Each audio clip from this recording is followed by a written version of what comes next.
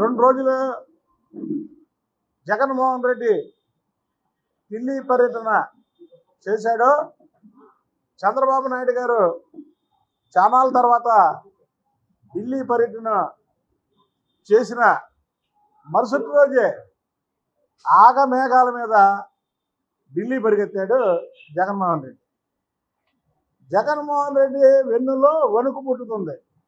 ఇవాళ చంద్రబాబు నాయుడు గారు రాష్ట్రంలో చంద్రబాబు నాయుడు గారు తెలుగుదేశం పార్టీ అలాగే తెలుగుదేశం పార్టీ కూటమి టికెట్లేమో ఫుల్, ఇక్కడ వైసీపీ టికెట్లేమో నిల్లు.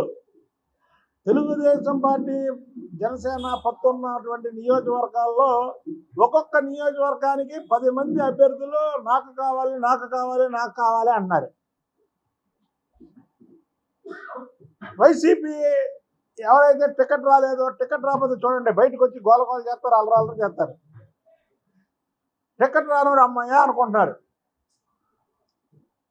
అంటే అట్టర్ ఫ్లాప్ సినిమా వైసీపీ. ఉదాహరణకి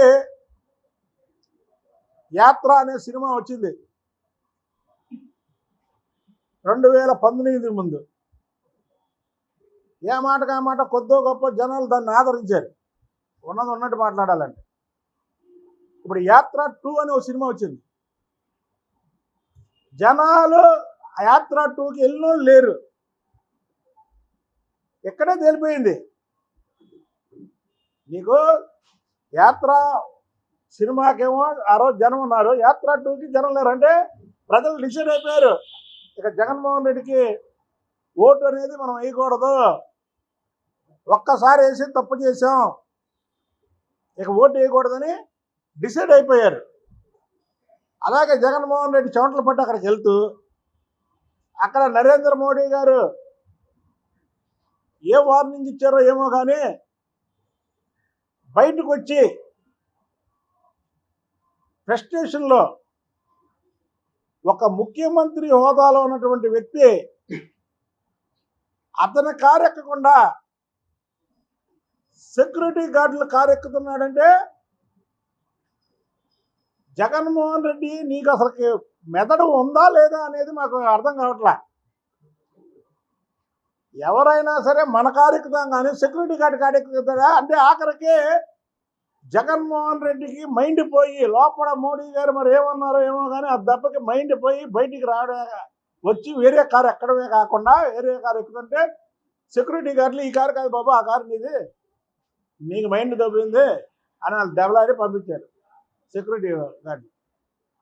ఇంకొక విషయం ఏంటంటే భారతదేశానికి తొలి తెలుగువాడు ప్రధానమంత్రి చేసినటువంటి వ్యక్తి పివి నరసింహరావు గారు.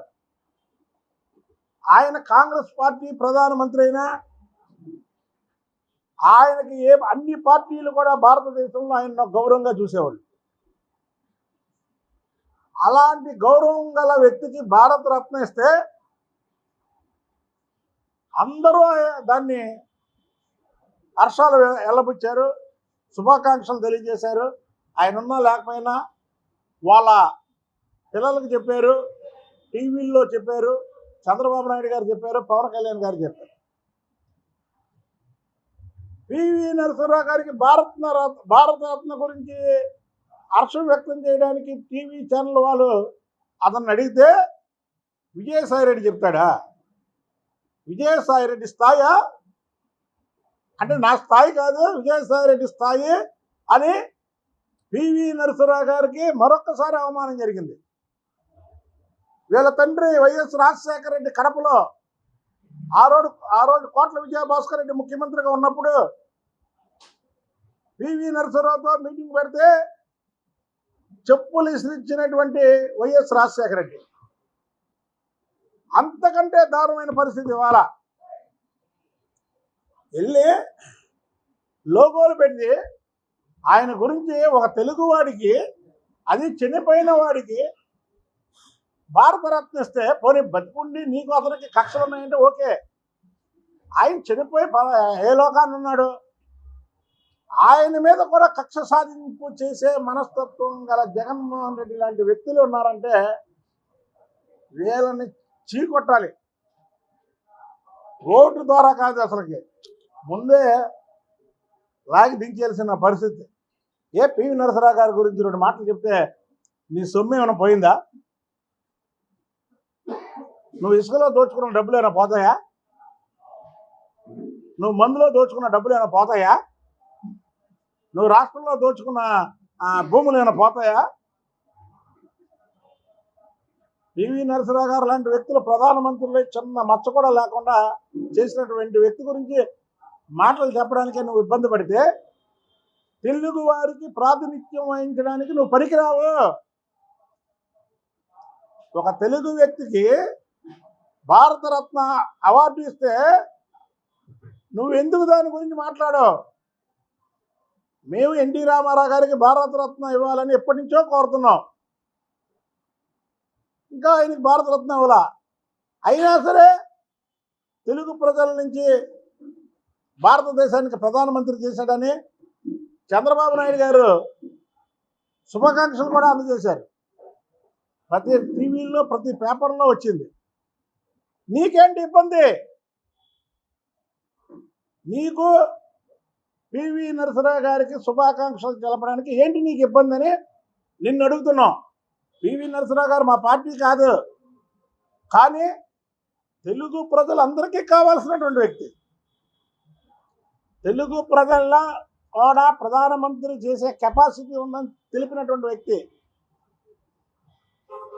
మైనార్టీలో ఉన్నటువంటి ప్రభుత్వాన్ని ఫుల్గా 5 సంవత్సరాలు పరిపాలించినటువంటి అపరమేధావి, ఎన్నో సంస్కరణలు తీసుకొచ్చినటువంటి వ్యక్తి. ఇవాళ మేము ఎందుకు పొగుడుతున్నాం? కాంగ్రెస్ పార్టీ అయినా సరే ఇవాళ మన్మోహన్ సింగ్ను కూడా రాజకీయాల్లో తీసుకొచ్చి ఆ రోజు అతను సేవలు తీసుకున్నటువంటి వ్యక్తి. అతను గురించి మాట్లాడడానికి నీకు నోరు రావట్లేదంటే ఎంతకంటే దుర్మార్గం వేరేది లేదు. కాబట్టి జగన్మోహన్ రెడ్డి నీ పిచ్చి పరాకాష్ఠకి వెళ్ళిపోయింది. నీ పిచ్చి పరాకాష్ఠకి వెళ్ళిపోయి ఈరోజు పివి నరసరావు గారి గురించి కూడా మాట్లాడడానికి నీకు ట్రైన్ లేకుండా పోయి నువ్వు మాట్లాడపోయావు. నువ్వు ప్రెస్ స్టేషన్లో ఉన్నావు, లోపల మోడీ గారు తిట్టారు, క్లియర్గా కనబడుతుంది. నీ కారు ఎక్కకుండా సెక్యూరిటీ గార్డులు కారు ఎక్కుతున్నావు.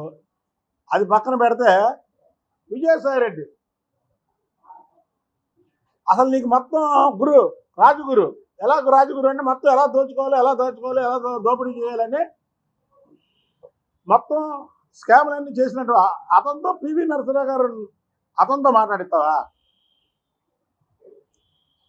విజయసాయి రెడ్డి నోట్లోంచి పివి నరసరావు గారి గురించి వచ్చి చెప్తే పివి నరసరావు గారు అపవిత్రుడు అవుతాడు. ఎందుకంటే అలాంటి వ్యక్తులతో మాట్లాడితే పవిత్రుడు అవడు.